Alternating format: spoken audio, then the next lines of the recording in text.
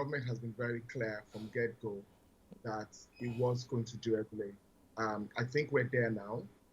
The biggest issue for us is, I think that in terms of communication and letting Nigerians understand exactly what they should be expecting on a go-forward basis, I think the government has kind of failed in that regard because you're still getting a lot of confusion from Nigerians as to what this exactly means. People are thinking that we're still in the environment where the government was subsidizing prices. It needs to be clear to everyone that we're no longer in a subsidy environment.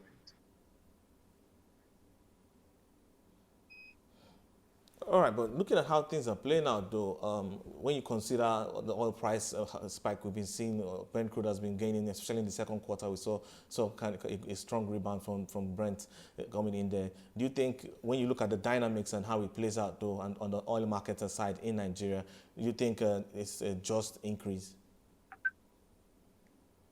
But, Ken, I don't even think we're talking just now. And again, I go back to the communication that's coming from the Nigerian government. There is still a problem with how they communicate. The reality is that we are in a deregulated environment. I think that has been clear for about 3 months now, but it doesn't appear that the government's message is consistent enough to people for people to be able to understand exactly what this means for them.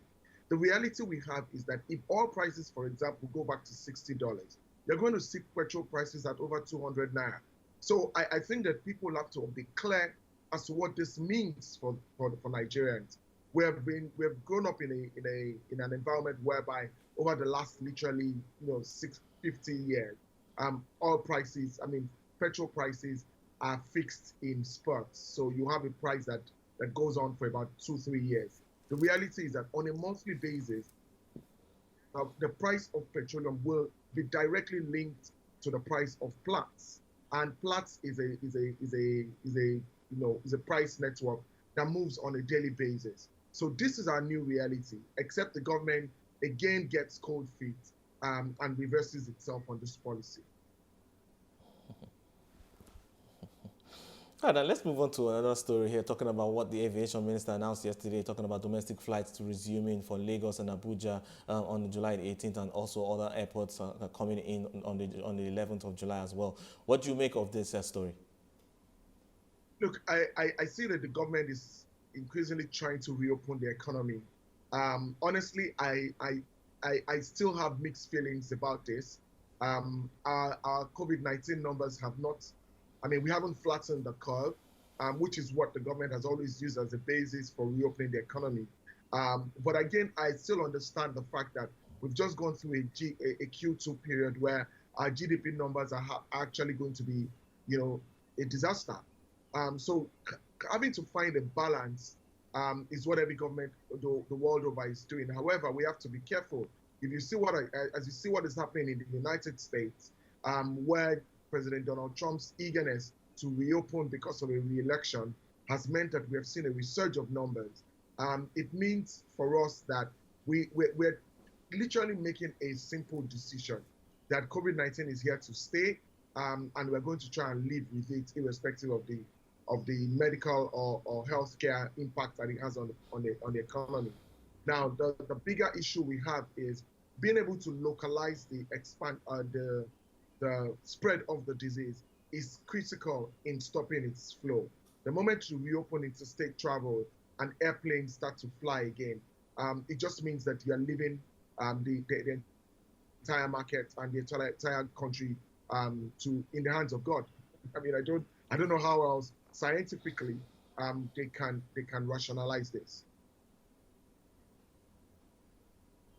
All right, but I can understand on the government side, it's trying to reopen the economy and try and get things going because, government revenues have been really hit hard in recent times.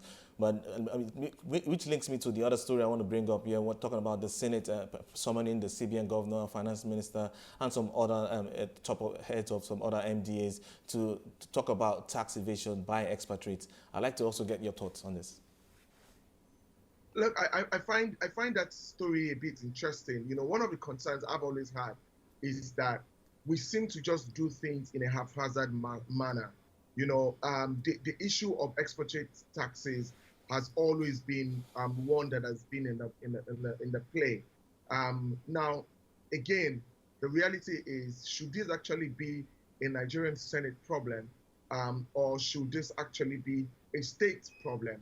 Because again, one of the things we have to be clear about is that um, personal income taxes are state matters; they're not federal matters. But I understand what the government is literally trying to do. There's a significant revenue shortfall.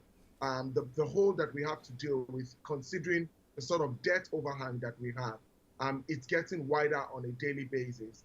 Government has been particularly poor at arresting the growth in recurrent expenditure.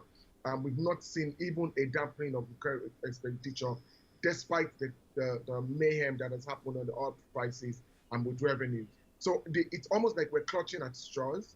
Um, and what you want to be, what you really we should be focusing on is how the government can continue to expand its revenue base in a systemic way. Because let me give you a classic, Ken. If oil prices suddenly went back to $70, $80, knowing the way the Nigerian government has behaved in the past, suddenly everyone will forget all of these reforms that we seem to be obsessed with. And they will simply revert back to normal operational conditions. So for us, we're saying whatever it is we're doing has to be done in a systemic way, so that we can see the long-term benefits of these policies. But if it's this haphazard and there's a crisis, we react to it in a particular way, and then 3 months later, everyone reverts back to normal operations. And then we'll be back here in the next recession cycle, which seems to be getting shorter by the day.